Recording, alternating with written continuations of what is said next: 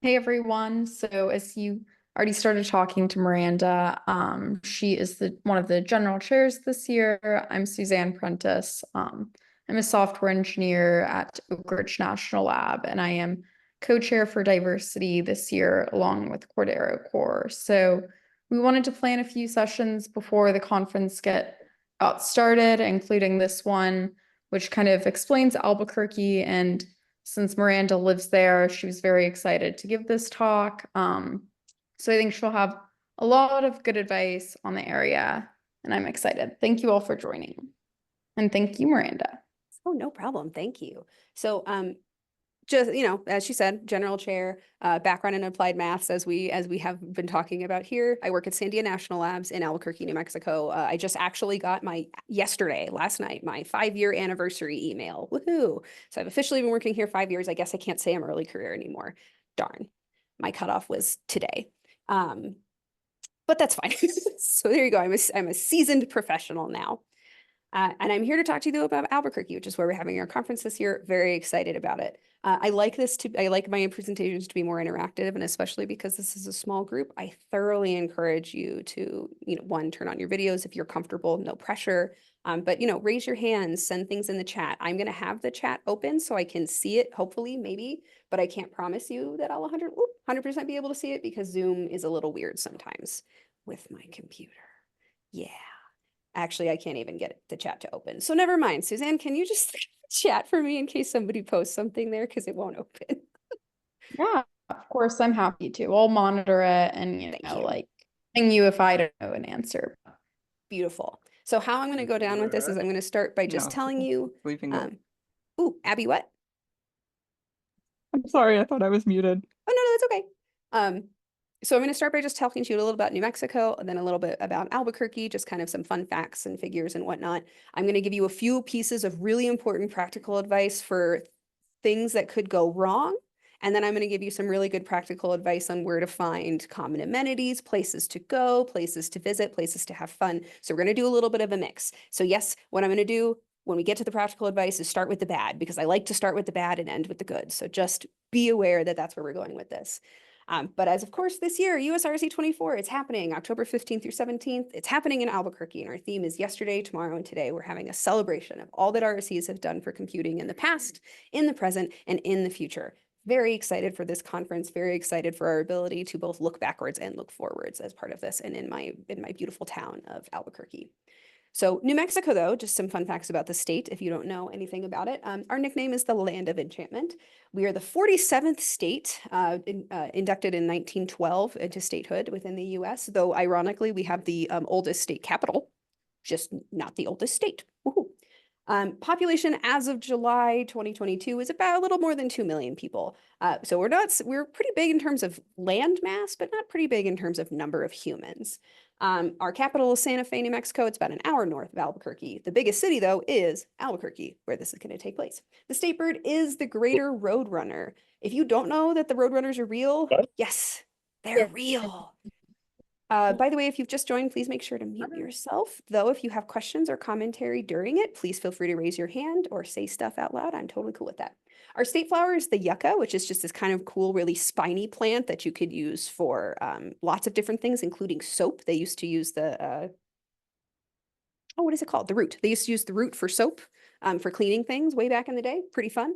And then it's also home to the International Balloon Fiesta. Again, if you don't know what that is, it's actually happening the week before our conference, intentional. So maybe if you can come a couple of days early, you can see a whole bunch of these hot air balloons go up in the air. And I'm talking hundreds to thousands of them. We get a bunch of visitors, several million visitors every year. We are the largest international balloon fest, or the largest international hot air balloon fest anywhere in the world.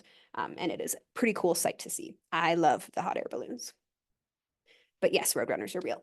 Some more fun facts about New Mexico. This is the most PhDs per capita of any US state. That's generally primarily due to the fact that places like Los Alamos National Lab, Sandia National Lab, and the University of New Mexico are here. They are some of the biggest employers, and generally speaking, at national labs, you're going to have a lot of people who have PhDs. We are also the inventor of Smokey the Bear, who helps us prevent forest fires. Why? Because of a really big forest fire in 1950 called Capitan Gap Fire. Yes. We also create more chili peppers than all other US state combined, this US states combined. So if you're thinking of, if you see a new breed of chili pepper, the chances are it has been created right here in New Mexico, probably in Las Cruces at New Mexico State University, where they literally have a chili pepper institute because we like our chilies. And yes, that is how it's spelled, with an E, not an I. If you spell it with an I, people here will look at you weirdly because that's not the right way to spell it. Livestock, though, outnumber humans 12-1. We have lots of cows, lots of pigs, lots of livestock. And also 75% of our roads are unpaved, so they're either dirt or rock. We just don't have a lot of paved roads here. It's fine, it's fun. It's a lot of broken windshields. It's a pretty common thing that happens. There are also 22 fully or partially 22 Native American tribes that are either fully or partially within New Mexico, including the Apaches, including Navajo Nation, part of which is also in Arizona and in Utah. So there's lots of really interesting Native American culture to see around this area, including things like Chaco Canyon, where you can see a lot of the remains and the ruins of some really old Native American life. And then, as I mentioned already, kind of preamble, Santa Fe's Governor's Palace is the oldest government building in the country. So we have the oldest government building, but one of the youngest states. Now let's just talk about Albuquerque, because Albuquerque is its own kind of unique thing. Our nickname is Duke City. That's because Albuquerque was named after a duke. Do we care at this point? No, but hey, just there's your fun fact. So if you see Duke City everywhere, it's because that's our nickname. We are about 500,000 people, so still not a very big city compared to some other cities, but the biggest that you'll find within New Mexico. It was founded in 1706, actually, before any statehood happened, right? And we've recently celebrated our tricentennial, so 300 years old, yay Albuquerque. And we have the highest elevation city within the US at 53,014 feet. So we're even higher than Denver. So if you don't know, Denver's their tagline or whatever is that they're the mile high city. Yeah, we beat them. We're even more than a mile high. Ha ha ha ha ha, Denver. Some notable events, though, that I already mentioned are the International Balloon Fiesta, the Gathering of the Nations. So I'm actually going to use this term. I'm not appropriating it. It is the national powwow that you get between all of the different national or Native American tribes that kind of come together. That is an appropriated term if you try to use it in any other context, but that is actually what it is called here. We also have the Summerfest series, which is this really interesting thing where they shut down a bunch of the roads and just have a whole big music fest every weekend for basically a couple of months every summer. Very fun. And if you like Breaking Bad, there's Breaking Bad stuff here because this is where it was filmed. There's a tour. They sell the rock candy that looks like blue meth. Very exciting. Tons of fun. Other notable inventions as well. The sopapilla, if you don't know what it is, it's our equivalent to a beignet or to a donut. It is the only place you can really get it is in high elevation places because in other places it doesn't puff up correctly. We are also supposedly the first place to have coined the term breakfast burrito. We may not have actually invented breakfast burritos, but hey, we put it on a menu first. And also the modern clean rooms that are used for creating computer chips. That's because of Sandia National Labs that was created here in Albuquerque. So just some little fun facts for you about Albuquerque, but now let's talk about the bad things. First and foremost, altitude sickness, practical advice. What is altitude sickness? This is a condition that happens when your body has trouble adjusting to lower oxygen availability that happens at a higher elevation. So your normal oxygen content in the air at sea level is about 21%. When you're at 5,000 feet, it's about 17%. Doesn't seem like it should be that big of a difference, but it actually is. Some people's bodies have a particularly hard time adjusting to that, especially if you have, for example, asthma or emphysema or any other sort of chronic lung problems. So lots of suggestions about what to do here, but first let's talk about just sort of what those symptoms look like. Headache, this is the most common one. If you get here and you're like, man, I have a really bad headache and I can't figure out why, and it won't seem to go away, it's possible you're suffering from some altitude sickness. Nausea and vomiting are another one, loss of appetite, fatigue even when you're resting, malaise, so basically just feeling somewhat unwell, trouble sleeping, or dizziness or lightheadedness. Nothing is overly too severe, but particularly with the dizziness, if you are not careful about it and you keep pushing yourself, you might faint, and we definitely don't want that. The number one way to prevent this is to hydrate. Hydrate. Drink water. One of the things that we say to new people is by the time you feel thirsty, it is already too late. drink water. So as soon as you get here, make sure that you're hydrating, especially if you're from a place that's pretty high humidity. You may not be used to drinking water as frequently, but you definitely need to do so here in Albuquerque and in the Southwest. Number 2 is don't overexert yourself. So, if you're a person who likes to go for 3-mile runs in the morning, great. Maybe the first day though, take it slow. Just do a jog, do 1 mile first, see how you feel. Don't push yourself too hard. And if you start to feel lightheaded or dizzy, or you get a really bad headache, just sit down and take a minute. Limiting alcohol. We have 2 events at the conference that do have drink tickets. So we're keeping it though to 2 very intentionally so that nobody overdoes it, because we don't want anybody passing out from any of this problems. But limited. If you think if you're already not feeling great and you're thinking, yeah, I'd maybe like to have a wine, maybe don't have one, or, go really slow on it.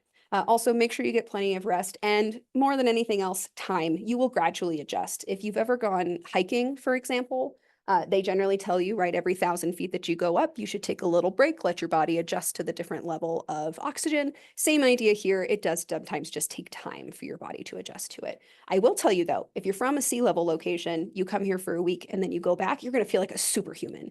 Every time I go to somewhere that's sea level, I'm like, oh, I don't run in New Mexico, but I can run here. This is great.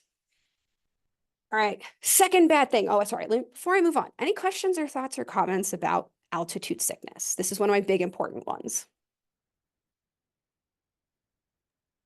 No, fabulous. I also just want to say, Dave, yes, please keep petting your cat. My cat's not with me right now, and I am just like very jealous of it.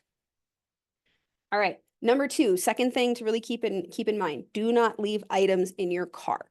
If you are driving here, or you are bringing a car, or you are renting a car, anything that has to do with that, keep in mind, Albuquerque has a higher property crime rate than the national average, especially with respect to vehicles. It's unfortunate but true. Pretty much anybody who's lived in Albuquerque for an extended period of time has had their car broken into at least once. I personally have had my car broken into 4 times in the last 7 years. It just happens pretty frequently. The best way to prevent it happening is to just not leave valuables in your car, especially not in view. So bring them with you if you can, or if you have to leave them in your car, put them out of sight. Like put them in the trunk, put them under the seat. Do not leave them somewhere that somebody can see. You don't want to make your car a target for somebody who's just trying to, quickly steal something so they can go and sell it and make some money. Those are my 2 big things to look out for. Any questions on any of those before we get into fun stuff? No, fun stuff it is. I love it. Oh, I guess one more thing. Weather. This isn't necessarily fun. This is just a warning. It's dry and it's windy, especially in October. It's pretty windy. You might feel like, especially on days when it's really, really windy, you might feel like you're going to get blown over. It happens. Bring yourself like a windbreaker jacket, something that can help prevent that. Not something made of fabric, so something made of more like kind of plasticky or synthetic substances that can really help with it. We're probably not going to be outside that much. We're in a conference center, but just keeping that in mind is good. But also, hey, I mention it's going to be dry? I bet you can't guess what I'm about to tell you. Ooh, it's worth repeating. Drink water.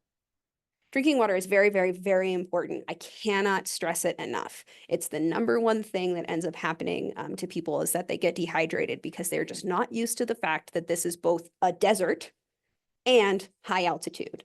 So high altitude desert, right? We're a mountainous desert. It's a very weird thing to think about, but it causes a lot of opportunities for people to get dehydrated very, very quickly. Also on that note, I didn't put it in here. In the event that it's really sunny, it's also easier to get sunburnt. So if you're a person who's already prone to getting sunburnt, definitely wear sunscreen too. Just because, it's very easy to do so. You're closer to the sun. You have less oxygen and atmosphere in between you and the sun. I get burnt very quickly here, but don't get burnt very quickly when I go to sea level. All right. Now let's talk about other things, some more logistical fun things. Woo, public transportation.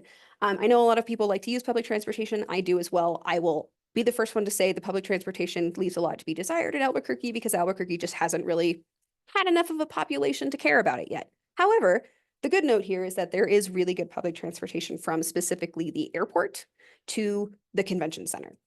There is in fact a direct route that runs in between them. It's the ABQ ride. It's a bus. And it runs every 30 minutes. It goes from the Albuquerque airport, which is called the Sunport. So if you hear people say Sunport, that's what they're talking about, airport, to the convention center. It's Route 50. I have a link here These slides will be available. Don't worry. But there is a link if you want to take public transportation and don't want to take something like an Uber.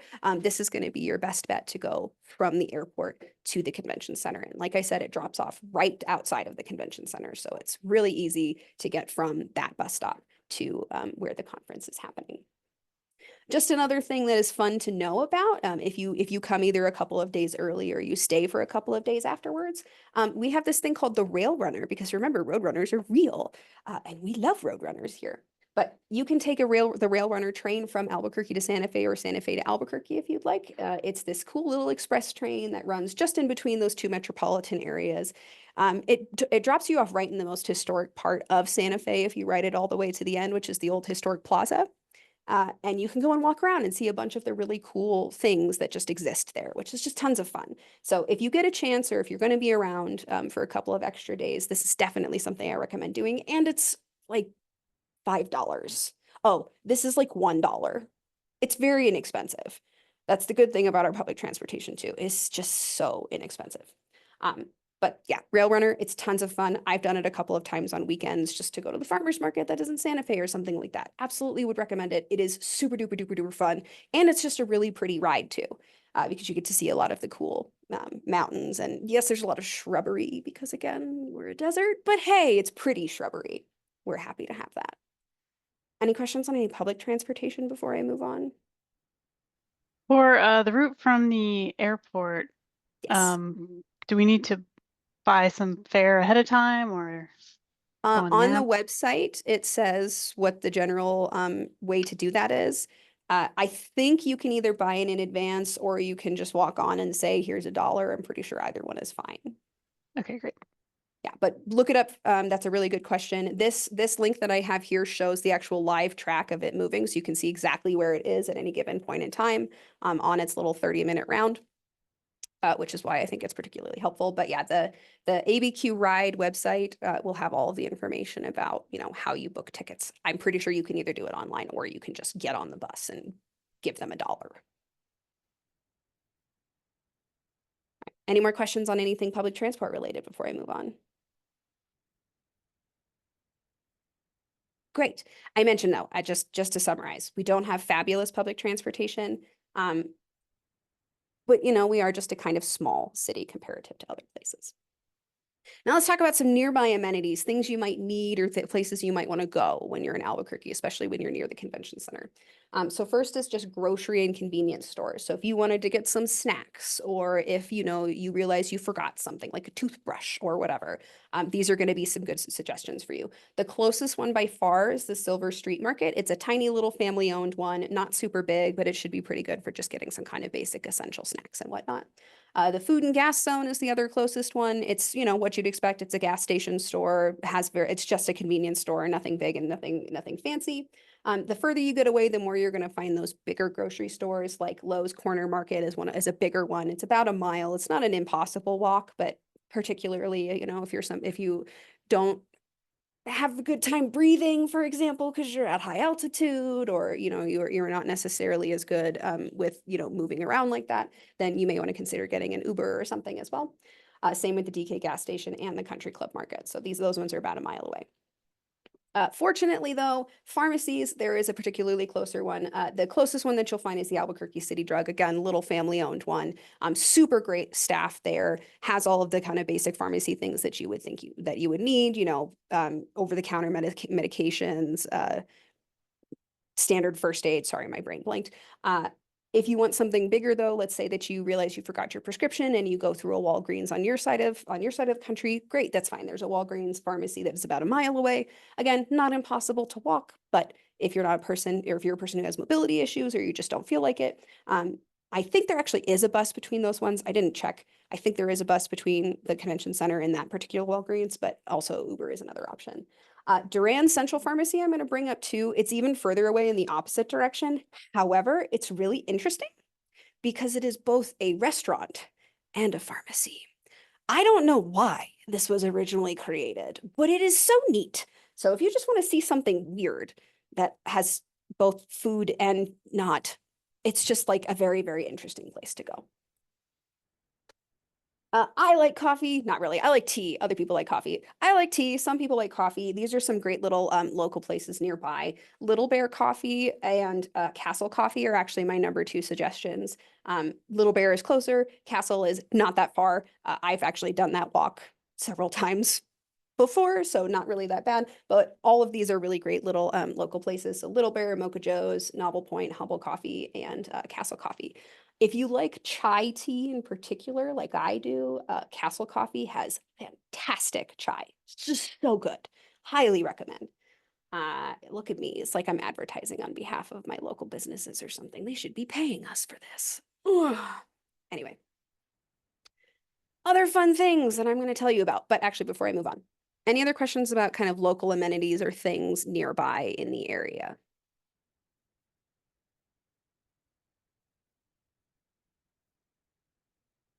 Hooray. Suzanne, have I missed anything in the chat?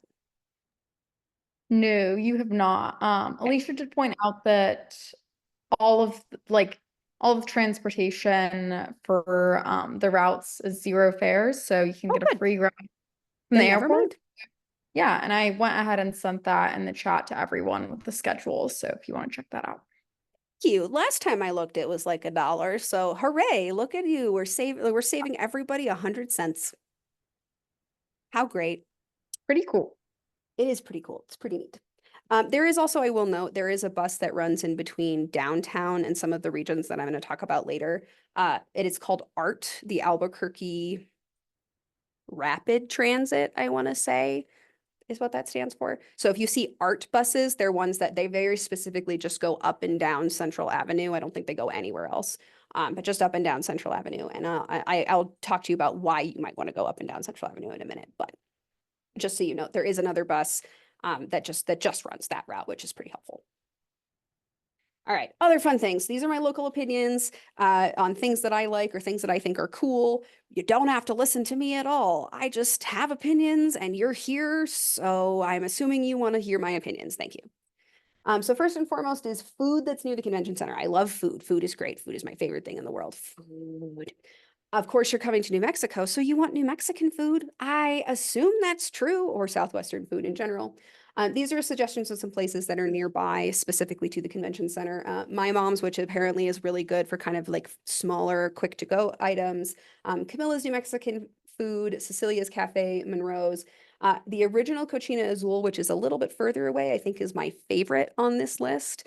I just really love their chili. I love the way that they cook their different meats and the way that they make their tortillas. They just, I think, are yummy. But all of these are good options for anything if you want to try specifically New Mexican or Southwestern food in general.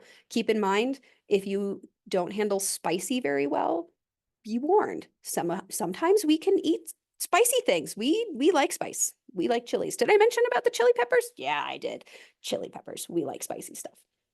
Some other local yummy things that are nearby. Al's Big Dipper is a sandwich shop that's nearby. The 505 Central Food Hall is one of those conglomerates where you've got a bunch of little restaurants that are in the same locations. You can order from a couple of different locations, super duper close by, really easy to walk to. The Artichoke Cafe is a little bit more upscale, but it's got really yummy farm to table stuff. I personally love it. I think it's great. Sawmill Market is another food hall. It's a little further away, but I figured I'd bring it up because it's the biggest food hall that we have in the city. It's got the most vendors. It's got like games in the backyard. It's really fun and interesting, and it's in historic Old Town, which is what I'm going to talk about in a minute. So it's also just in a cool neighborhood. Breweries, though, is what I'm going to talk about first. One of the things that we are weirdly flush on, like we've got so many local craft breweries. I really like breweries. So this for me is actually, it's great. But if you've ever been to, for example, Boulder or Denver, we rival them in terms of these small craft breweries that are just everywhere. There's too many for me to ever list. So I'm just this is just a few that are nearby to downtown and to the convention center, which are Box and Arrow. Ex Novo is probably actually the closest one. I'm pretty sure that one's walking distance. Gravity Bound, that one's super duper small, very, very new. Marble Brewery, that one has multiple locations around Albuquerque and is probably the most well known. It's very, very popular for Burqueños. And by the way, Burqueño, people who live in Albuquerque, that's what we're called. Painted Lady Bed and Brew, I'm going to talk a little bit more about this one in a minute. This one's just really cool. The Rio Bravo Brewing Company is another one that's like pretty well established, been here for a while. Thirsty Eye is relatively new, and Tractor is also relatively established, been here for a while. Now I want to talk about the Painted Lady Bed and Brew though, because this place is just really cool. They have this thing called the Ghost Light Saloon, which is a haunted tram car that you can get reservations and you can just sit and have a drink or watch a scary movie, because they do scary movie showings every once in a while. And yeah, it's a haunted place, but it's, instead of a bed and breakfast, it's a bed and brew. And their website is literally called breakfastisoverrated.com. So it's not a bed and breakfast, it's a brew. It's a bed and brew. But they, you know, say about how they are this haunted building. It's just pretty neat. I think they're fun. But they're in historic Old Town, which is this area that I'm talking about here. So it was the heart of Albuquerque since the city was founded in 1706. Remember, just hit our tricentennial. Well, the center of the town used to be historic Old Town. It has a bunch of different, it's really our cultural center. It's got a bunch of museums, shops, galleries, restaurants. If you like art, if you like learning about history, if you like Native American culture, if you want to learn just more about Southwestern or New Mexican culture, it really is a cool place to go. And it's got some really, really cool old buildings. So if you like architecture as well, really neat place. Especially for Southwestern architecture. A couple of suggestions though, again, ghost tours. If you're not into ghosts, you don't have to listen to me, but I just think we have really cool ghost tours here because apparently we've got lots of haunted buildings. Woo.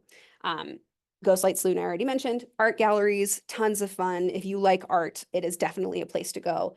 We've got museums down there, we've got a zoo, we've got an aquarium. I didn't put it on here. We've also got this thing called the Botanical Gardens, which is just basically this big open place where they have, you know, fun flowers, and they've got, you know, a Zen garden, and they've got a like bee habitat and stuff like that. So if you really like interesting horticulture, that's a great place to go as well.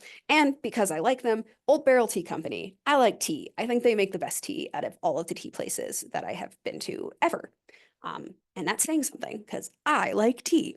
So I highly, highly, highly, highly, highly recommend going there, for nothing else, just to, you know, try whatever thing they have in their samples for the day. And also the ladies who own it are just lovely. They're just beautiful. They're lovely, wonderful humans. So that's historic Old Town. I like to go there about once a month, and I live here, so, you know, that should tell you a lot. Another place that's very, very common that people like to go to is Nob Hill, though. So Nob Hill is the kind of more modern part of town where you get this really eclectic, kind of funky vibe. It's got interesting dining, interesting night spots. It's definitely I mentioned Summerfest earlier. This is the street, or this is the part of town that gets shut down for these outdoor giant concerts that happen every summer. So this is definitely the place that especially if you're younger and you kind of like the nightlife, you should go up here. And this is on Central Avenue. Historic Old Town is on Central Avenue. This is on Central Avenue. That bus, the art bus, goes in between these locations. But yeah, it makes it a hip and fashionable area because I'm definitely young, hip. Woo. But there's a couple of suggestions here. First and foremost, if you like movies, I highly recommend going to the Guild Cinema. It is this tiny, tiny little old school movie theater. They only have one screen. They do specialty showings of things. It is just really neat. I've gone there dozens of times. Super, super fun, you know, intimate kind of setting that shows just really, really weird movies that you wouldn't see most other places. I can't tell you how many weird Italian horror movies I've seen there. Answer, a lot. Masks y Mas is a place where you can see a bunch of like those sugar skull masks. It's kind of very like Mexican culture, sugar skull masks and other things. Really interesting store if you're just looking to find weird stuff or unique things. If you like board games, we have a board game library there called Empire Board Game. You can go, you can get some snacks, you can rent a board game, play some board games, very fun. If you like waffles, ooh, this is an important one. Tia B's La Waffleria. It is this tiny little walk-up waffle place, and it makes such interesting food and it's so yummy. Oh, I love it. Can't recommend it enough.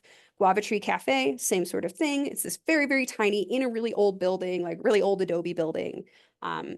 That looks like it was probably once a house, and they've got a bunch of, they've just got great little, you know, pastries and New Mexican food. It's lovely. If you'd like something a little more upscale, Mesa Provisions is lovely. It's again, kind of more fine dining. It's delicious, farm to table. I've been there a couple of times. Really, really love it. Have never had a meal there that I haven't enjoyed. Okay, that's it. That's all, folks.